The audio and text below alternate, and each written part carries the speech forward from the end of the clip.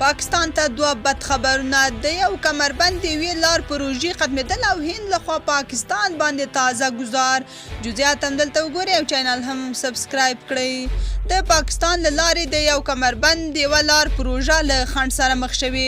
د نایکیا ایشیا اونیزه چې د اسیا او نړۍ پر اقتصادي مسایلو تمرکز کوي د دې کار لامل په پاکستان کې امنیتي ستونزې یادوي او دا خبر هم ورکوي چې ایټالیا اعلان کړی له دې وروسته په پاکستان کې د امنیتي ستونزو له امله به له دغې پروژې په شا شي.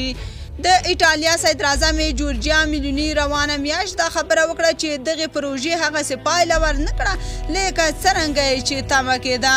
دغې خپرونې دا رنګه لیکلي د 2021 کال د اګست له 15 راوروسته چین لومړنی هیواد دی چې د طالبانو سفیر په پیکینګ کې منلی او ښایي لامل دا وي چې د یو کمربند یوه لار پروژې د ګټلو د خوندیتوب لپاره غواړي چې په کابل کې د واکمنو طالبانو ملاتړ خپل کړي.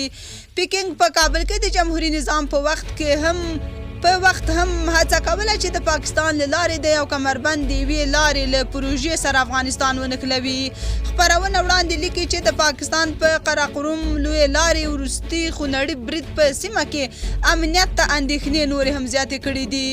بلخوا هند وایي پاکستان د حافظ سعید راوسپاري. هندي رسنۍ راپور ورکوي چې د دغه هیواد د بهرنیو چارو وزارت په رسمي توګه له پاکستان څخه غوښتنه کړې ترڅو په هند کې په ترهګریزو بریدونو تورن حافظ سعید ورته وسپاري. د هند بهرنیو چارو وزارت ویاند اریندام باغچی یوې خبري غونډه کې ویلي چې څو اونۍ د مخه له پاکستان څخه غوښتي چې یا ترهګر ورته وسپاري. شنونکي وایي د هند یاده غوښتنه به نړیواله کچه پاکستان باید فشارونه لا ډیر کړي. تاسو په دې اړه څه نظر لرئ؟ کومنټ کې شریک او چینل هم سبسکرایب کړئ.